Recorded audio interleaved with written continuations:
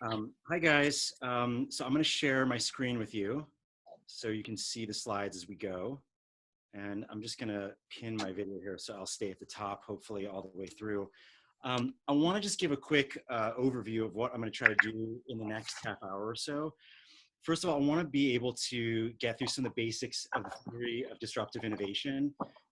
Most people kind of know the term, but what I'm hoping to be able to do today is to get a little deeper into it and to get to some of the nuance that I'm hoping will give voice to a lot of things that we already feel.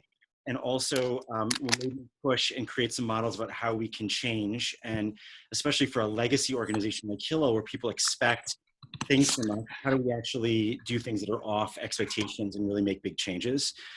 The second thing is, I will actually feel better. I will feel like we are being more successful the more robust the conversation is. So I would love for people to chime in with their own experiences, just how a theory or something that's being talked about in the slides relates to the work that they're doing, especially towards, I'm hoping the presentation piece will only be about a half hour, and the rest of the call will really be discussion to try to synthesize it and to apply it to the work that we're doing. But I know that sometimes webinars can be a little bit passive, and I really want to try to make sure that we get to talk a lot.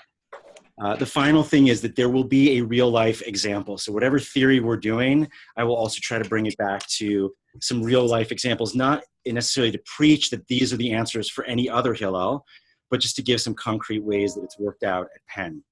So what I want to ask is, before we get started, just to have everyone who's on the webinar jot down a few notes and to think about, like, here's the prompt. The prompt is, do you find yourself in situations where you have so much work to do just to do the normal stuff that Hillel has to do every week that you don't have time to either innovate or that you don't have time to do work that you might think is actually more important than the work that you're doing? And so just like to ask everyone to jot down a couple notes of where people see that coming up in their work. We're going to take a pause and be silent, and then I'm going to ask for a few people on the call to share, just to get us talking and out of any kind of passive mode.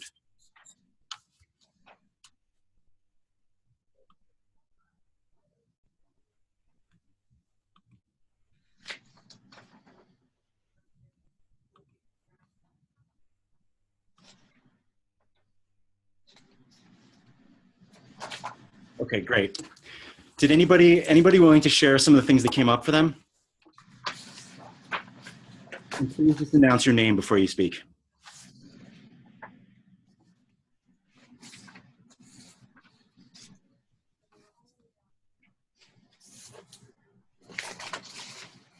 All good. No, one second, I'll turn on my video. Hi, everyone. Tamara Rabeck from Hillel, Ontario. So Mikey described my day today, and every day for the past couple of weeks.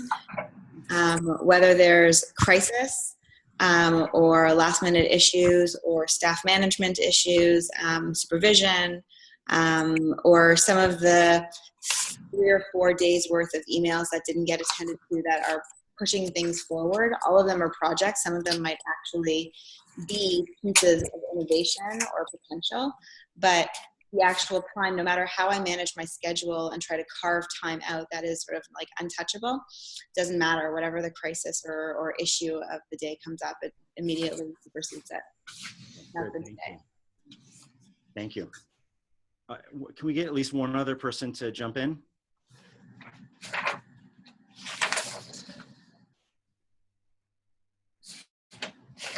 Can you hear me? Yeah. Hey, Mike. So I'm on a train. If you lose me, then just keep moving. But this is Erica Frinkle. And I had this experience this week where I just hired an intern to take on some of the things that I felt I could move off my plate work-wise so that I could make more time for more speculative or innovative thinking. And I realized I didn't even know exactly where I wanted to begin. So the first chunk of time that I carved out to myself actually had to be defining what it was that I wanted to accomplish with more sort of speculative, imaginative time. Nice. Okay, thanks, guys. So look, I think for me, where this originated was my first year at Penn Hillel. I saw, like, we at High Holiday Services, we had a huge number of people who participated, like something like 3,000 people were at High Holiday Services, not just students, but community people and faculty. And when I spent like the whole month where I should have been meeting freshmen and being out on campus, I spent preparing sermons and all the logistics for these services.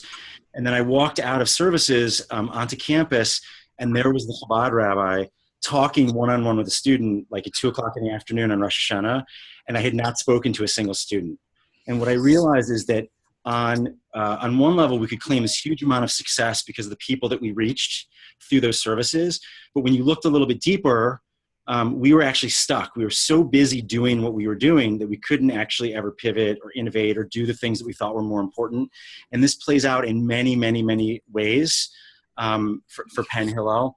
And there's actually like one of the ways out of this is to use the work of disruptive innovation and the theories of the innovator's dilemma, which I want to lay out for folks a little bit now. So everything, okay, here we go, great. So I'm going to go through the slides here.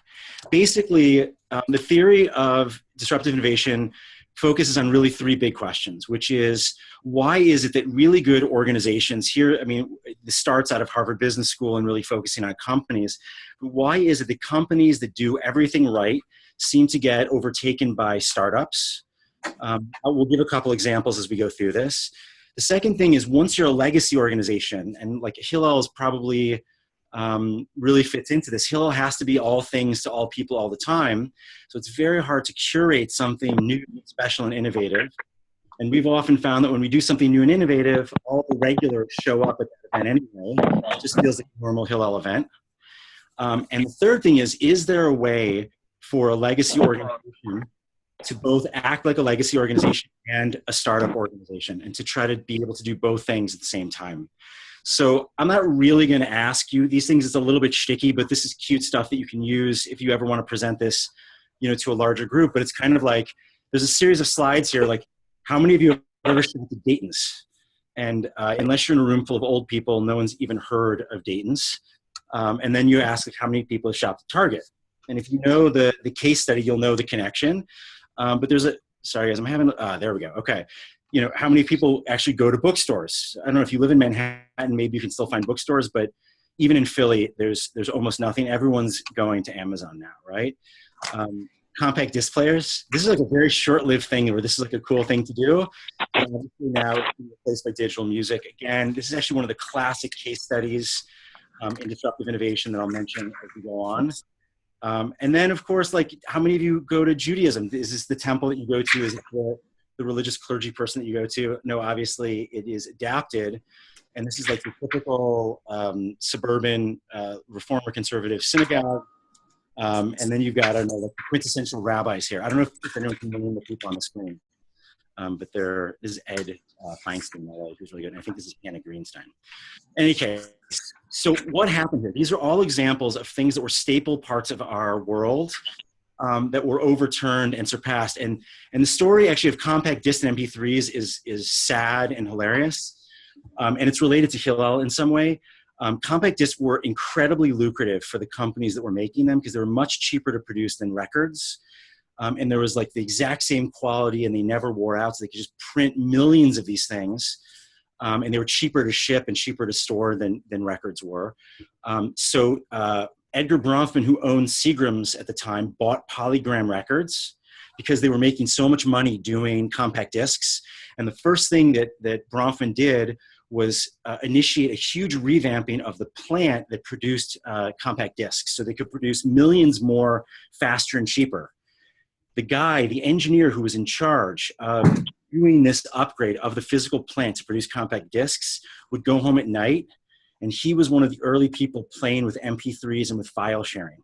So like literally the guy who's doubling down on compact discs was also the guy who at night was killing it.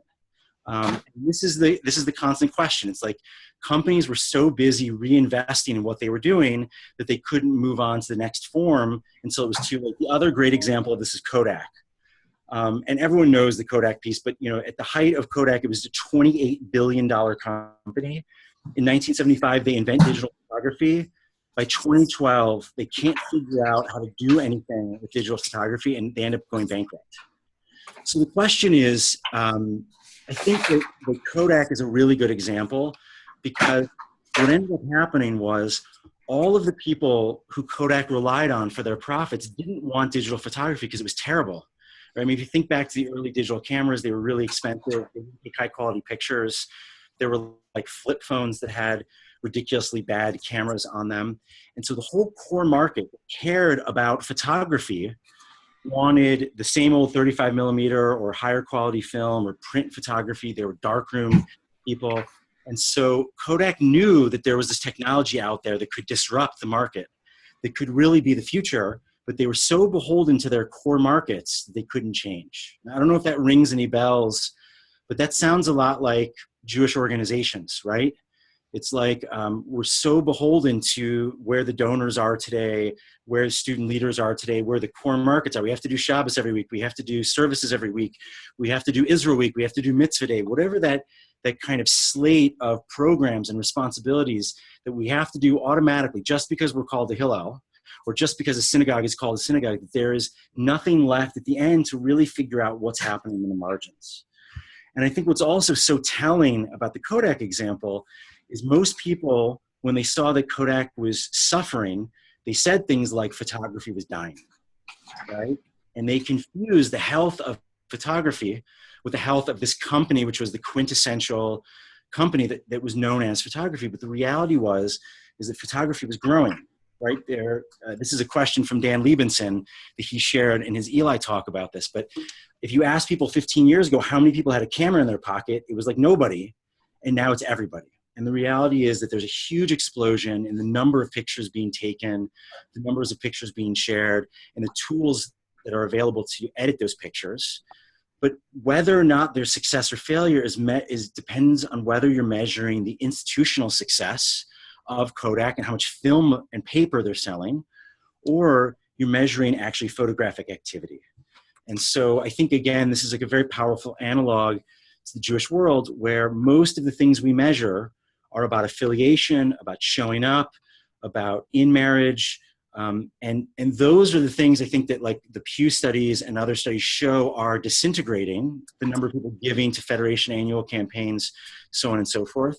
But if you start to look and focus on Judaism and real Jewish life as opposed to Jewish affiliation, organizational involvement, and so on, all of a sudden a different picture starts to reveal itself. And so the main guy here that gets into the source of, like, why is it that legacy organizations fail is Clayton Christensen, a professor from Harvard Business School, now famous. His famous first book on this was called The Innovator's Dilemma. And we're going to get into a few of his theories just so we have some more naming, some more like nomenclature to use. And then we'll pause a little bit and try to get some discussion going. So the first piece that Clayton Christensen lays out is that the problem with good companies and why they fail, and again, this means, I think, you can apply this to Hillel, synagogues, and JCCs, is that essentially the core skills that are needed to run a good Hillel, a good synagogue, and a good JCC are fundamentally different than skills you need to run a startup and to run something that's disruptive.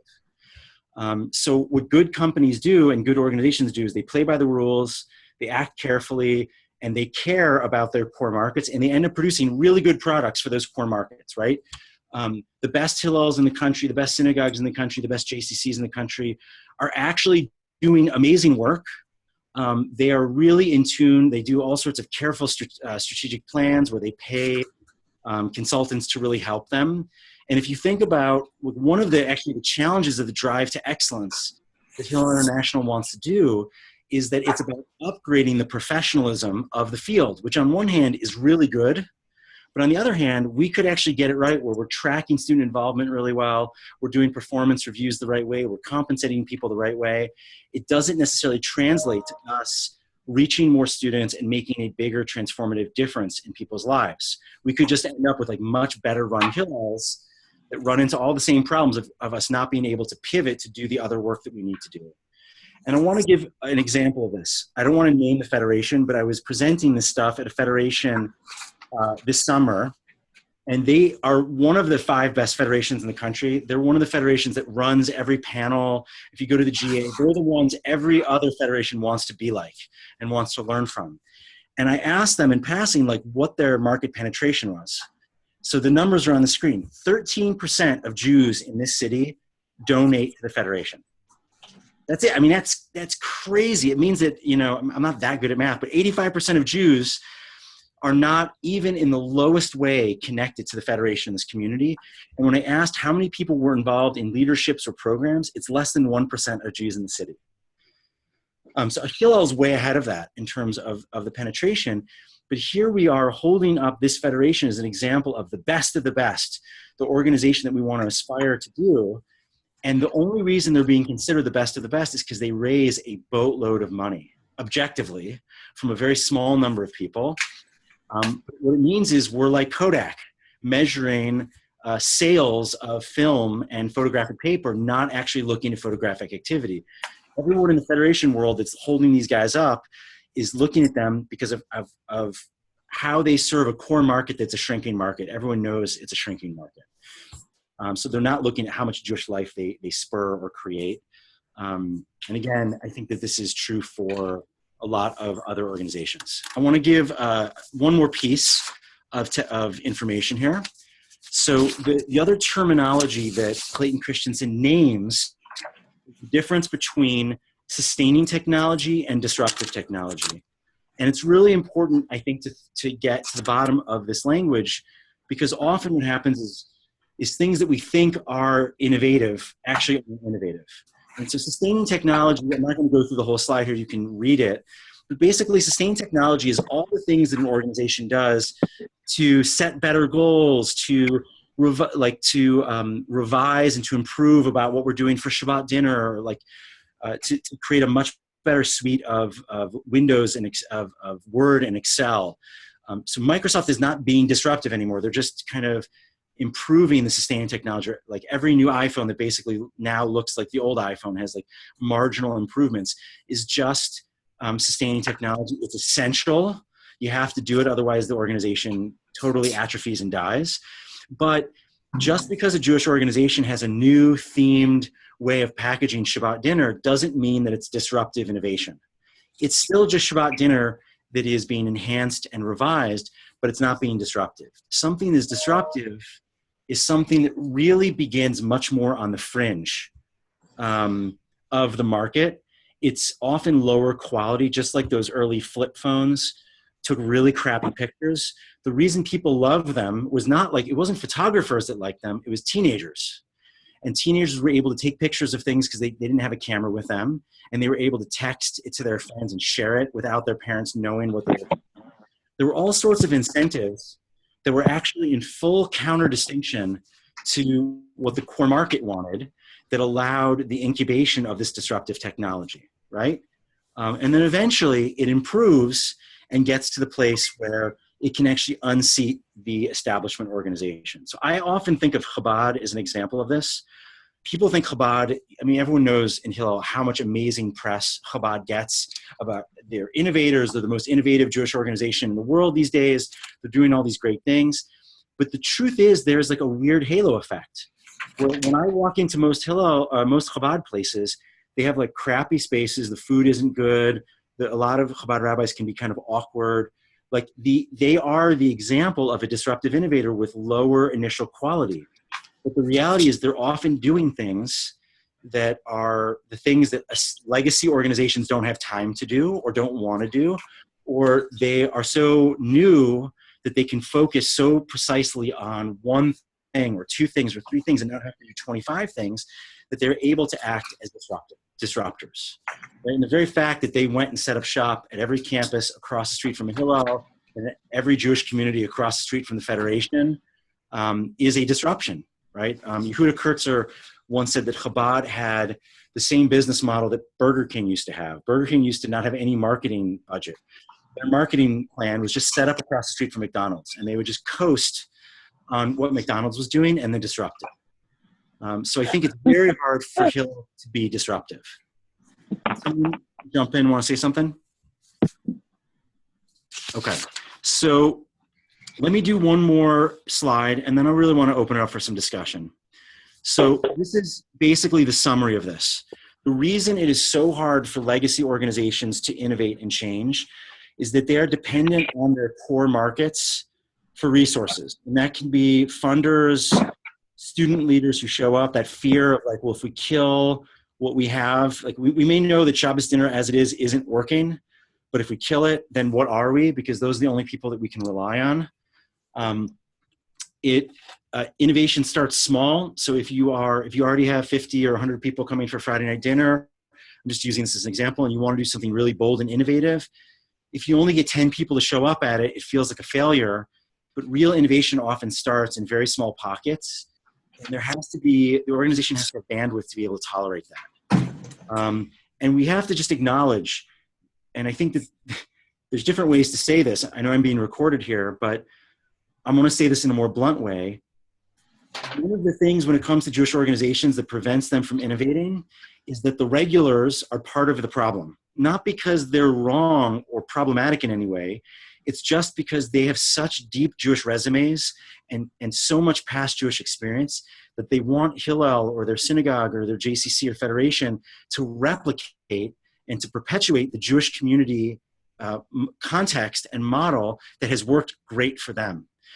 And so what they're doing is, even though they want to be warm and welcoming to new people, it essentially is impossible for them to be warm and welcoming to new people, both because the things they want are fundamentally in opposition to the things that the fringe wants, and the fact that they themselves may be, by their very presence, unwelcoming to new fringe Jews, because they tend to be so much more in the box. One of the things that I named in the book in a very strong way is that many of the innovations that we think we're doing in the Jewish community, many of the new organizations that are being hailed as transformative and disruptive aren't. What they're really doing is reinventing and disrupting the operating system for 15 to 25% of Jews what I call empowerment Jews, Jews who already have deep Jewish resumes, who are Jewishly self-directed, show up. And the truth is they need that, right? The synagogues, people who are already going to belong to synagogues, there's a lot that goes on there. It's very stale that needs to be reinvented.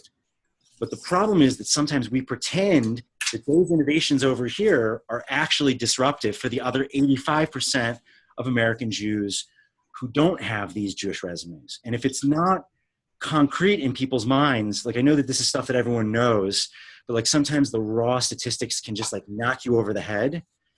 51% of Jews on campus have one Jewish parent. Only 50% of American Jews have any kind of bar bat mitzvah ceremony.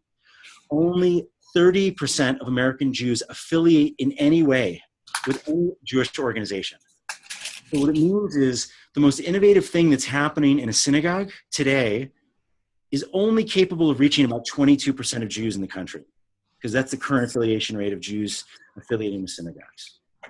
So I think the same thing can go for Hillel, which is if what we're focused on is trying to revise and enhance the offerings of the people who show up in the building, or the people who already have day school or camp or youth group backgrounds, probably missing about 85% of the Jewish students on campus. And what I'm also saying is that the same staff, the same programs, and the same student leaders can't bridge that gap.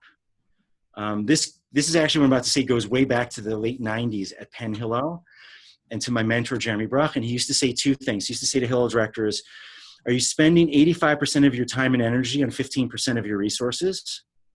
And if so, how do you break from that? And Jeremy's version of that was that it was based on Malcolm Gladwell, that there needed to be a tipping point shift. You can't do incremental change. You need to segment out resources and staff people and expertise that can't both do the Hillel core programming and do the engagement outreach programming, that you have to have kind of real separate earmarked things. Otherwise, everything you try to do that's new and innovative is just going to get sucked back into the core programs, culturally and operationally and all sorts of other ways.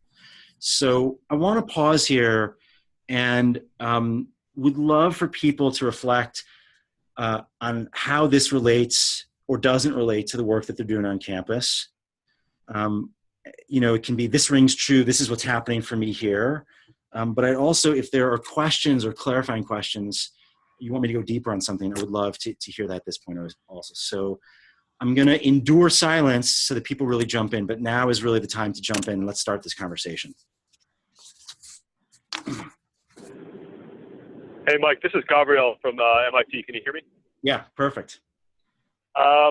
Thank you for doing this. And I want to say, Penn has always been the object of envy for me, because Penn has been the one organization that I know that's really been able to split as far as seems conceivably possible between the kind of core 15% work and the engagement Renaissance project 85% work.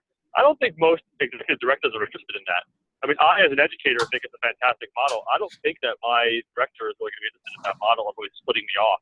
I think that, and I want to be in certain senses, and I do a lot of split off work, but I'm also pretty hyper aware that even the split off work that I've done is seen somehow as kind of, I don't know, not a whatever. It's not enough to do only that. I still also have to do whatever programs I have to do. I also have to offer them towards the core. So I'm wondering if you could speak to the relationship between, what you know as a director and what you think other directors might need to hear in order to be more willing to experiment with that.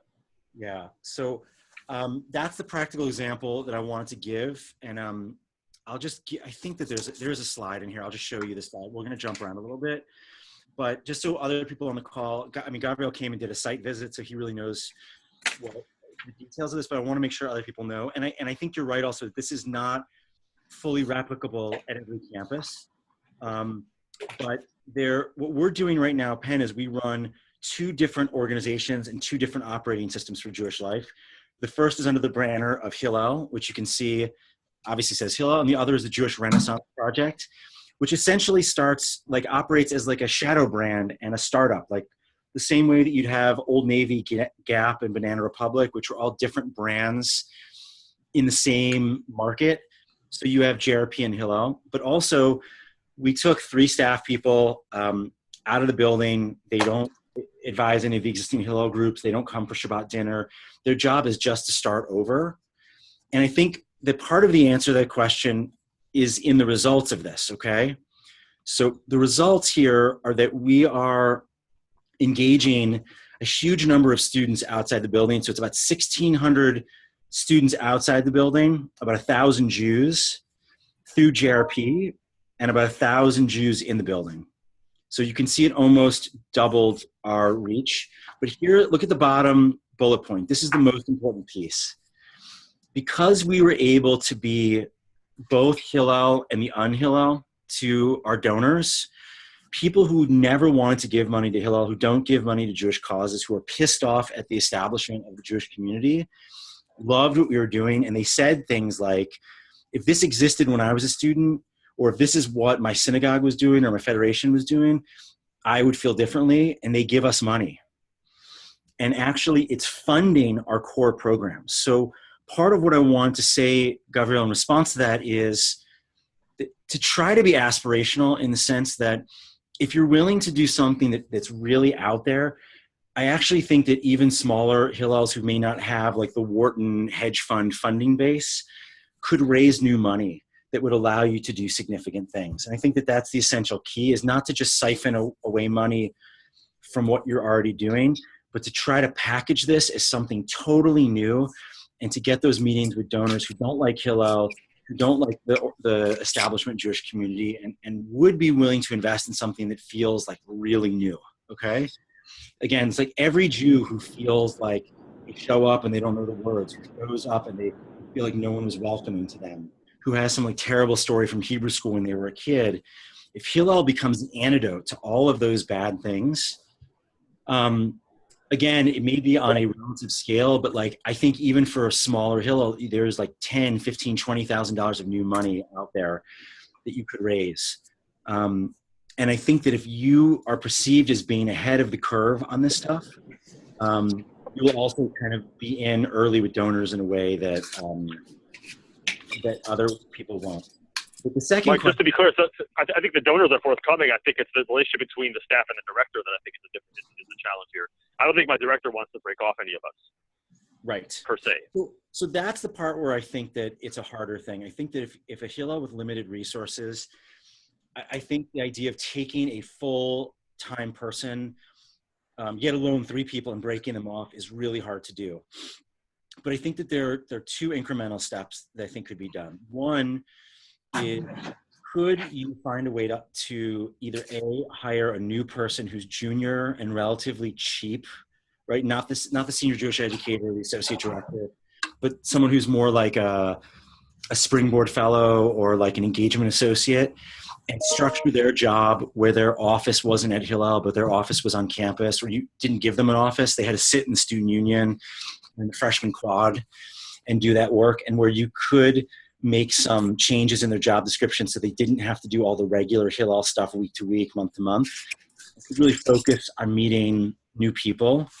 And then I think the second step of that would be, is there an educator who's a little bit more senior on staff, either director or rabbi, another educator, who could get some of their time to be paired with this engagement professional to help increase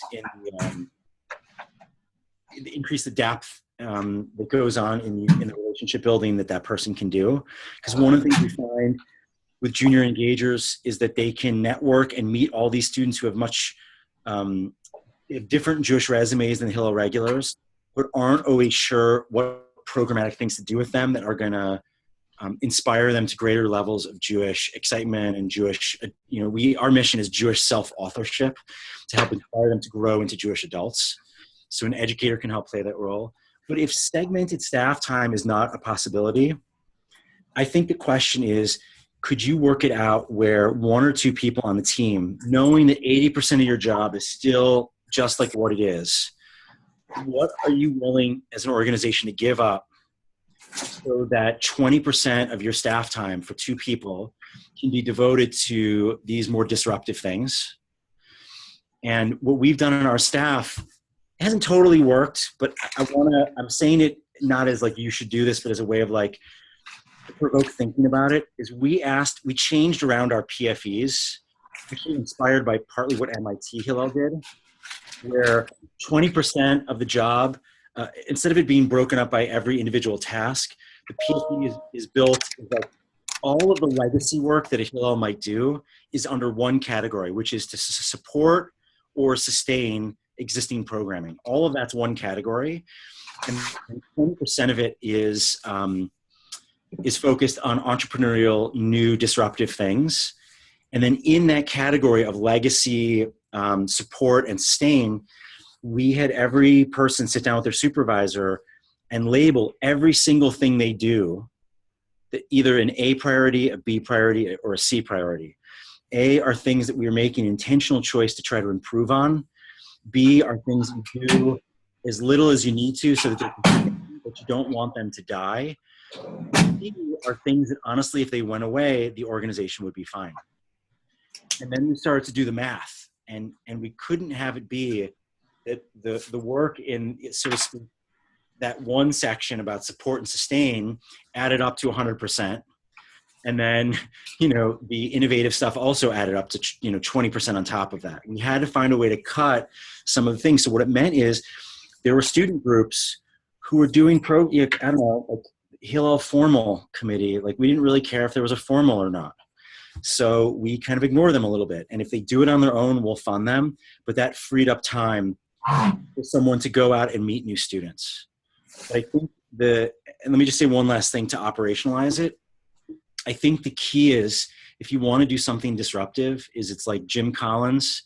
So even if you're only spending 20% of your time or 15% of your time, the key is you got to find and build relationships with students who have a radically different set of assumptions about what the Jewish community should mean, who don't like Hillel, who maybe haven't done anything since their bar bat mitzvah ceremony, or maybe who are so unaffiliated as kids that they didn't even have a bar bat mitzvah ceremony.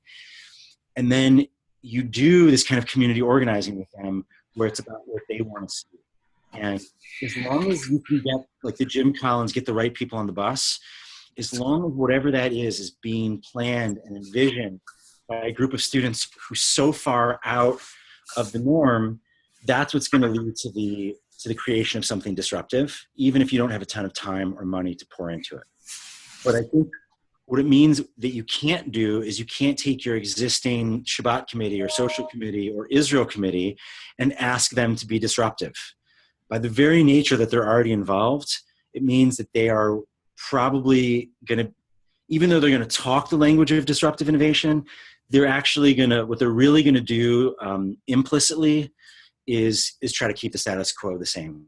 Because what they're going to say is, well, how do we make Israel Week cooler? And what I would say is that like Israel Week by its very nature is not disruptive or really going to reach those new people. And you need something that starts in a totally different format.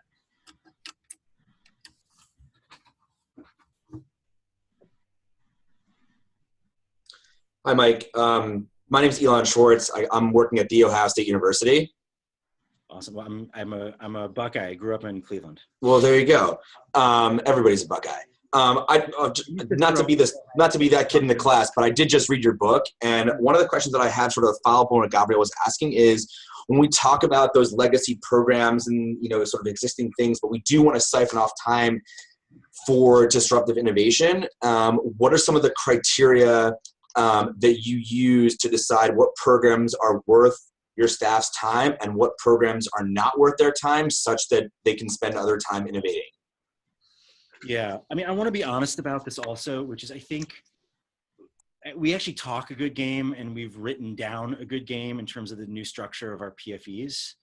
I think it's really hard. I mean, I think that MIT really did an amazing job of like goal setting, and we try to borrow some of that. So May and June of this year, the senior team at Penn Hill spent a ton of time talking to each other. And then we were able to have that conversation. Sorry guys, I got distracted as a chat came in. Did you guys just lose this?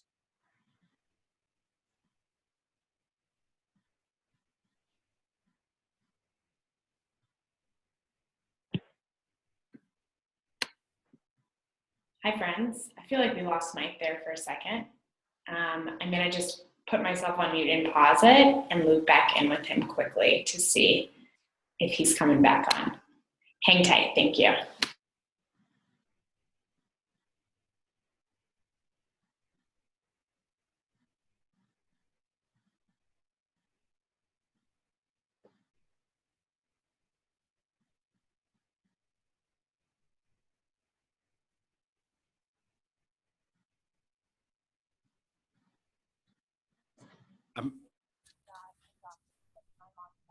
Yeah, I just got back on. Hi guys, can you guys hear me?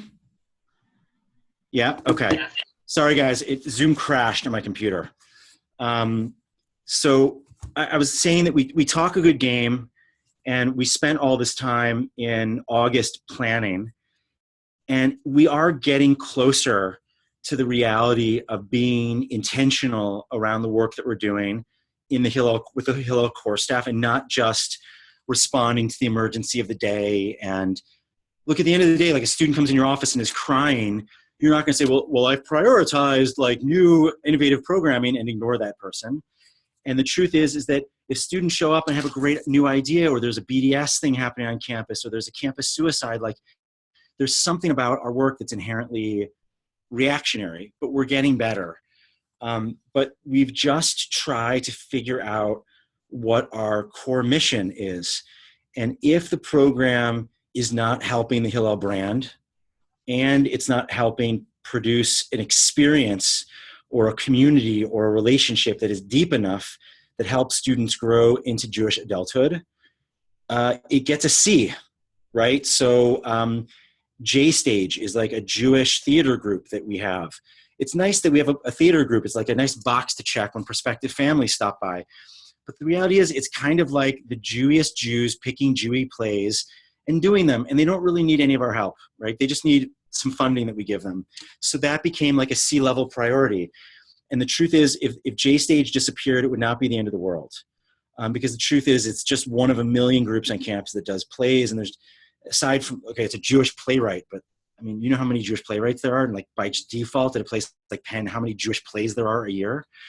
You know, the Hillel social group that wants to have the Hillel barbecue, but is not interested in really getting new people involved. They just want to throw a barbecue for their friends. We kind of ignore it, and it becomes a C-level priority, right? And if the barbecue disappeared, it wouldn't be the end of the world. Those are the kind of things that we're ignoring.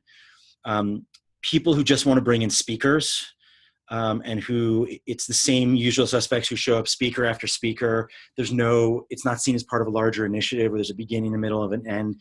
There's no intentional network weaving that goes on to make sure that the people who show up at the speaker actually meet new people and new community is developed.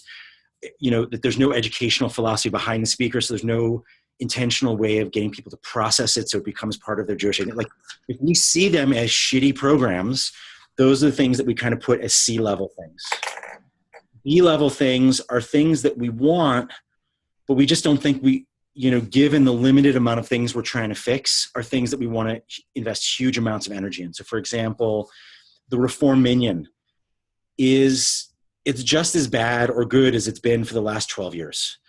And the reality is, like, probably the most important way to engage Reform students is not under the banner of a Reform service. And we don't have, like, the right staff. Like, we don't have anyone who's incredibly musically gifted who could do some, like, incredible, like, Ruach Shabbat thing that might actually get a lot of Reform and conservative kids to come and be part of it. So it's a B-level priority. We always want to support the Reform Minyan, but we don't have the tools to change it or to make it what it could be. Shabbat dinner in the building right now is probably like a B-level priority. Our Israel groups are kind of a B-level priority right now because the good ones are self-sustaining and the students are really smart and well-directed. And we have enough that if there were to be a BDS thing, we'd have the student network to battle. And the rest of the stuff, like, again, like, do we need 12 more Israel speakers throughout the year? Do we need another, like, Israel-themed barbecue, another falafel giveaway? We just don't think that those things are advancing our mission. They're fine. We don't need to discourage them, but they end up being a B. The things that we're putting at an A-level priority in the Hillel core are things that we're calling landing pads, which are things that are specifically designed to, they're not actually disruptive. So it's funny, like, the disruptive part is JRP, right? So actually, I'm not going to talk about the landing pads. Let's stay focused on this, unless you want me to. I'm happy to talk about what the landing pads we're trying to create are. But the disruptive piece for us is really that we have 3 staff people that are not allowed to be in the building.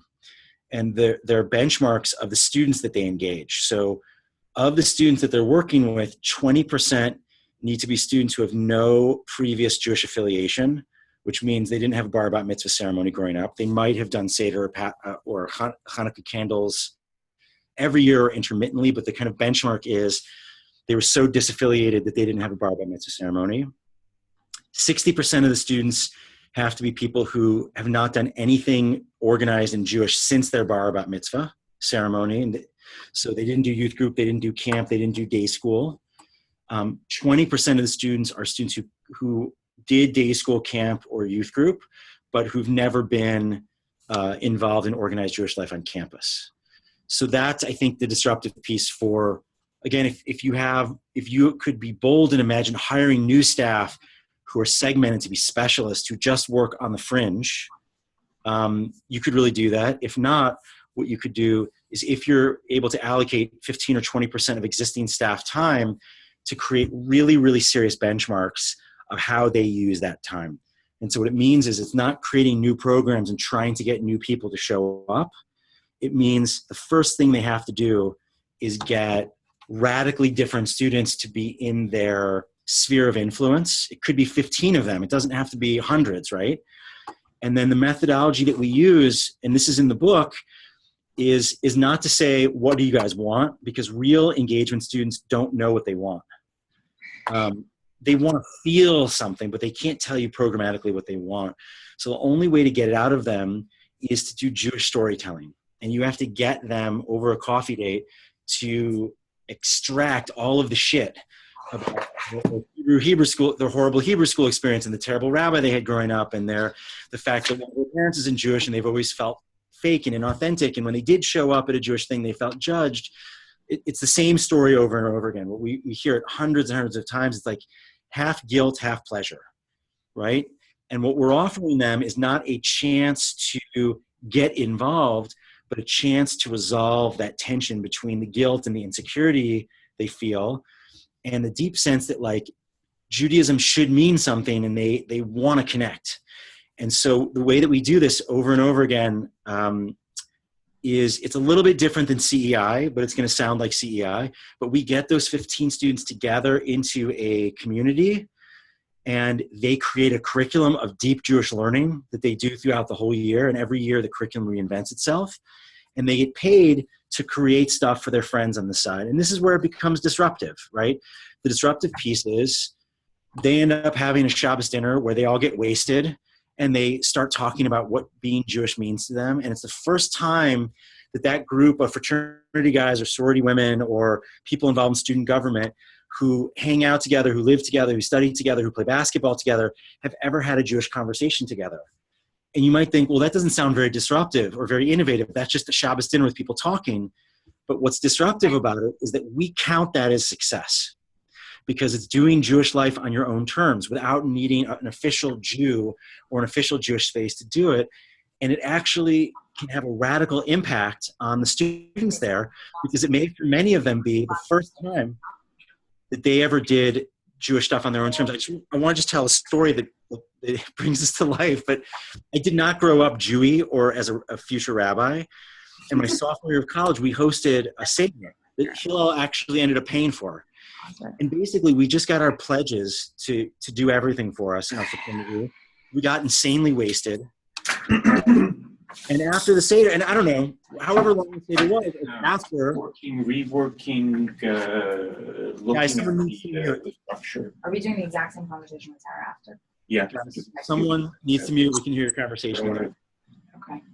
Yeah. Okay. No, I don't want it to you to feel otherwise. If someone is not unmuted, It should be, yourself. that it should be more private, more one-on-one than with Tara and say, oh my God. Okay. Disruptive innovation in action. Yes. Bottom line, Can we, I'd like to be able to Faith, can you mute have everybody for you. a sec? Yeah, I'm working on it right now. I want to have 4 people across that second tier. Okay, guys. I'm going to Operations, finish this up real quick. content, The digital event experience, with actually people rolling and heads. YAD CJ. So the Seder turned into a huge... I want in your portfolio, taking away some of the things that we have now, I think that from your skills, your passion, and You're our also a host. I think you have a capability No, now. let's just start muting people. that in your column. Okay. Are we done? Okay. I mean, Okay. So guys, I'm gonna try Okay. to finish this. I need to understand what that looks like. It looks like you have Mike, can you do me a favor? As host now, you have the capabilities. And Everyone? no, and exactly. content. I can't. I've articulated this both to you and to Deborah and to you that I told this to Deborah.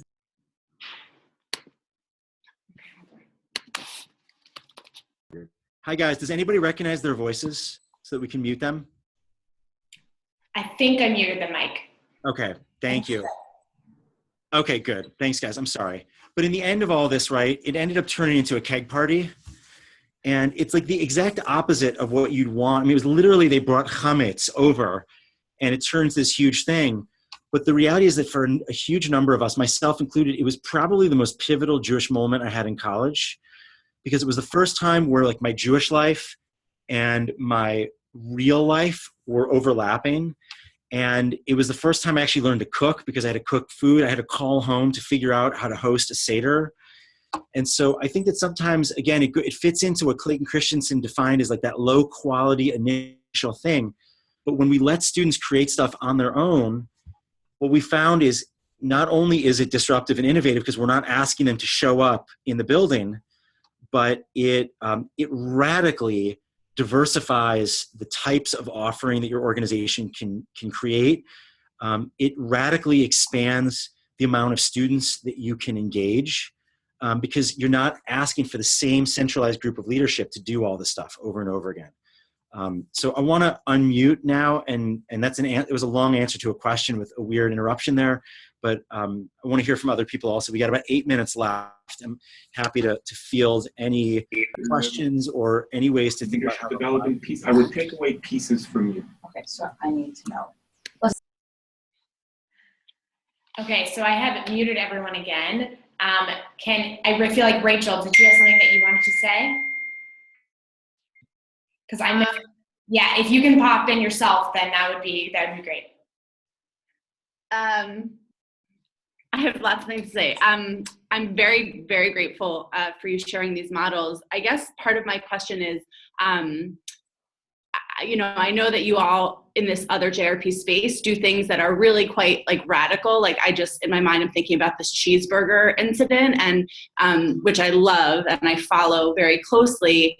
And I think one of the abilities that you provide by separating them is, can you imagine outcry if that were done under the established banner of, right? It's this like kind of catering to the core. And I'm wondering if in addition to the funding, there's any other tips for either the storytelling behind that, or in addition to the numbers, kind of the anecdotes, like how do you describe that this kind of radical approach is worth it and might be off-putting to kind of that core, but really is a return on investment in significant ways?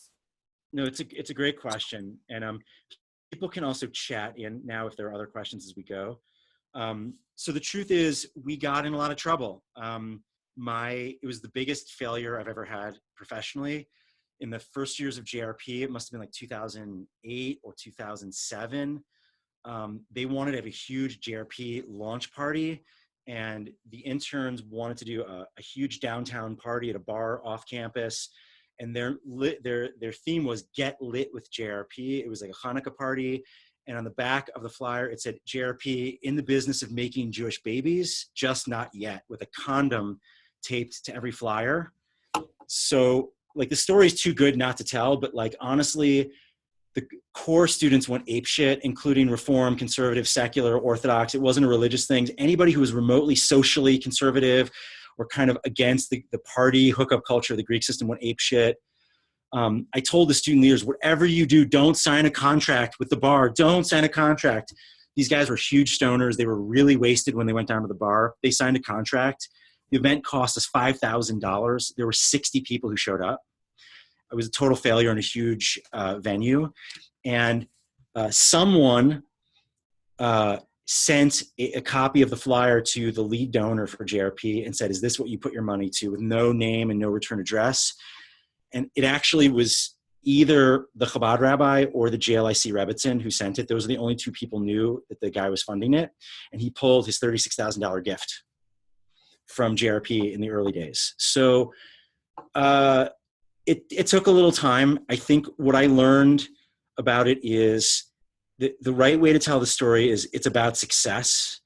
The core programs are so successful that the only way to do more is this kind of bifurcation, and that like any Jewish organization, just like there's not one fraternity on campus, just like there's not one brand of Old Navy, Banana Republic, or Gap, the way that you expand your reach and the depth that you're trying to do is by adding brands. I think talking to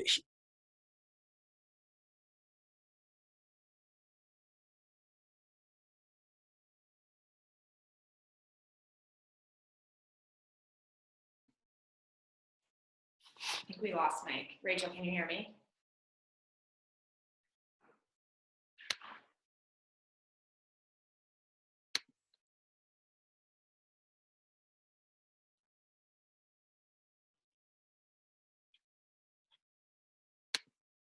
people to ever show up at the Reform Minyan on a Friday night at Hillel, both because they're not strongly identified Reform Jews and they would be terrified by all of the Orthodox and conservative kids who were there. So there's some of it, but the truth is, like, results win. And so once it started working, it starts to have a life of its own. And I think the one last thing I want to say before I take this last question is my plan from the beginning is that it would put institutional stress on the Hillel core programs, and that it would make the Hillel core programs also more innovative. I don't think it's worked. I think what it's done is we are starting to borrow from this disruptive innovation model on the side and using things that are working to model it in the Hillel core as well. So like, for example, JLF that started with the Office of Innovation at NYU and Dan, we do now in the core, but in our language, it looks a whole lot like a JRP program, right? It's like curated community. You don't just advertise it, but you go out and recruit and tap people for it. And it's like a very deep impact. The only thing that's different from a JRP program is there's not a peer-to-peer engagement component. But we're finding more and more of that works. I think if I could do it all over again, I think that in being excited about the notion of running 2 operating systems, what part of what got communicated was JRP is supposed to be innovative. JRP is supposed to be reaching out to the Jews who don't have Jewish background. And both the Hillel staff and the Hillel student leaders on the core side subconsciously absorbed, oh, our job is just to deal with the people who come. And the goal was really that everyone was supposed to be ridiculously ambitious in terms of reaching more students. JRP was, and both groups were should honestly be trying to put the other one out of business. So Hillel was supposed to be so innovative and good at engagement that JRP had no students left to reach. And JRP was supposed to be so good and innovative that Hillel felt like it was cutting in on its territory, which was totally fine with us. Mike, just to pop in for a second, we're just at the last minute that we have together. So in case anyone does have to pop off, just a reminder, I'm going to be sending out information about our next webinar, which is going to be led by Alan Babchak, the Director of Innovation at Cloud. But if you can hang on, I think Mike wanted to take one more question. Was that, yeah, Mike? Another minute? Okay. And I'm also happy, if you guys want, I'm happy to send you a copy of like what we do in terms of our solicitations for JRP, how the proposal is constructed, how we steward donors. Like if anybody wants those things, I'll find a way actually to make sure that Faith sends it out with the PowerPoint slide, just so you have it at your disposal. Any other question that anyone wants to address before we hop off? Or just chat it in.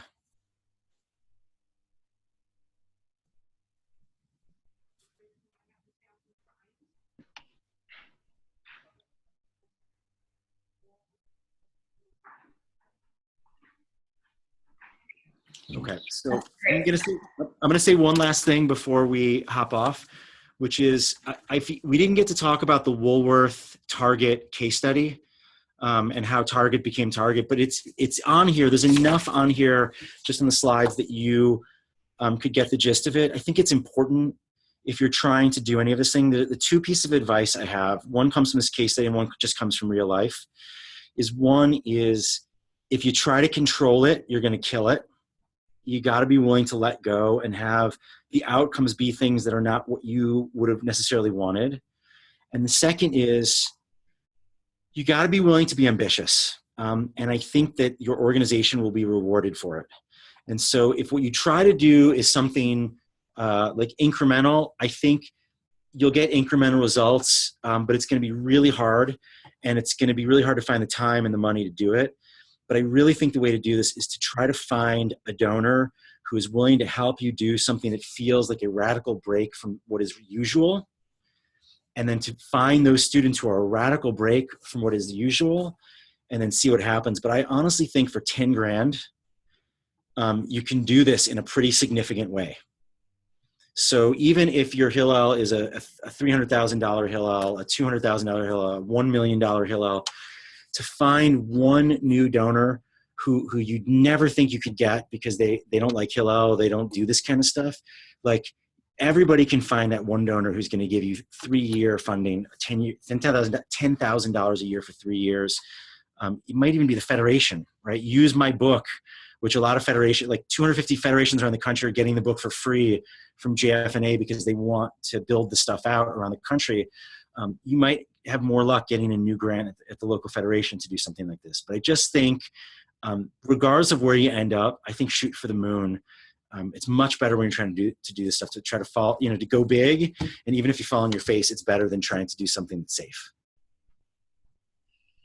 Great. Thank you so much, Mike.